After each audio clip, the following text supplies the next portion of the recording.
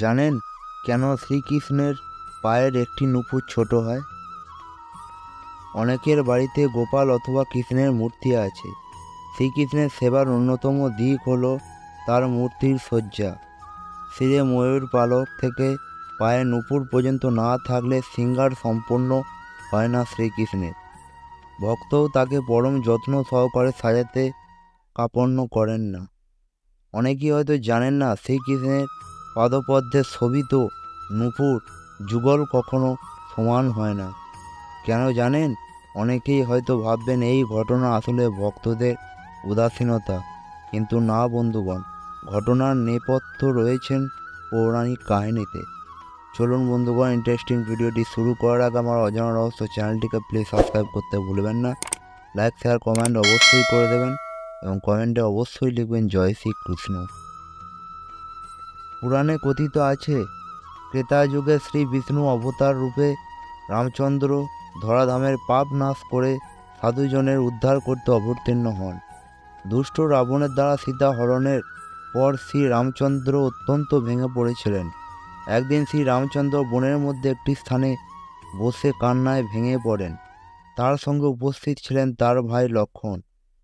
স্ত্রী সীতা হারিয়ে ফেলে হিতাহিত জ্ঞান শূন্য রামচন্দ্র ধনুকটিকে মাটিতে রেখে তার উপর ভর দিয়ে কাঁদতে শুরু করেন।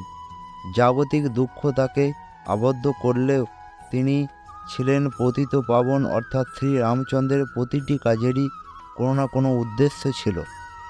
লক্ষ্মণ দেখেন শ্রীরাম যেখানে কাঁদছেন সেখানে চোখের জল পড়লেও তা রক্ত হয়ে বয়ে নদীর রূপ নিচ্ছে। লক্ষ্মণ রামচন্দ্রকে বিষয়টি অবগত করান। শ্রীরাম তার ধনুকটি সরিয়ে দেখেন ধনুকে চাপা পড়ে একটি ব্যাঙ মরণাপন্ন। ব্যাঙের রক্ত এবং শ্রীরামের চোখের জল মিশিয়ে বৈতরণী নদীর সৃষ্টি হয়েছে। শ্রীরাম তখন বুঝলেন এই ব্যাঙ কোনো সাধারণ ব্যাঙ নয়। তিনি ব্যাঙকে প্রশ্ন করলেন, সর্পের দ্বারা আক্রান্ত হলে তো তুমি আর্তনাদ করো, আমার ধনুকের নিচে পড়ে তুমি কষ্ট পেয়ে প্রতিবাদ করলে না কেন? উত্তরে ব্যাঙটি তাকে প্রণাম করে বলল, প্রভু, যখন কোনো সর্প আমায় আক্রমণ করে তখন আর্তনাদ করে আপনাকে নালিশ জানায়, কিন্তু যখন আপনার কাছে আমার প্রাণ সংকটে তখন কাকে নালিশ জানাবো? রামচন্দ্র প্রসন্ন চিত্তে তখন তাকে ত্রাণ করার জন্য বললেন, তোমার জীবন ফিরিয়ে দেওয়ার আমার পক্ষে আর সম্ভব নয়, কারণ অবচেতন মনে হলেও তুমি আমার দ্বার নিহত হয়েছ। এবার বলো তোমার শেষ ইচ্ছা কি? ব্যাঙ তখন নিজের আসল পরিচয় দিয়ে বলল, আমি ছিলাম কর্ণব মুনি, আমার গুরু ছিলেন বিশ্ববসু মুনি। একদিন গুরু চরণ সেবা করতে গিয়ে গুরু অঙ্গে নোকের আঁচড় দিয়ে ফেলি। গুরুর অভিশাপে ব্যাঙ কুলে জন্ম হয় আমার। অভিশাপের সঙ্গে সঙ্গে গুরু আমায় আশীর্বাদ করে বললেন, ত্রেতা যুগে শ্রী রামচন্দ্র অবতার রূপে জন্ম নিলে আমার উদ্ধার হবে। এর সঙ্গে সঙ্গে কর্ণব রামচন্দ্রের কাছে প্রার্থনা করলেন তার গুরু বিশ্বাবসু যেন শ্রীরাম চরণে ঠাঁই পায়।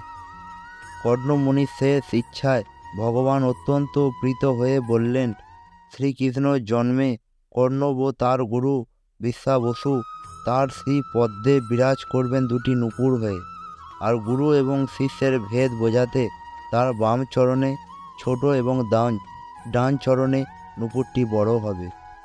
সেই থেকেই শ্রীকৃষ্ণের দুটি চরণে আলাদা আলাদা মাপের নুপুর রূপে মুনি কর্ণব এবং মুনি বিশ্বাবসু বিরাজ করেন।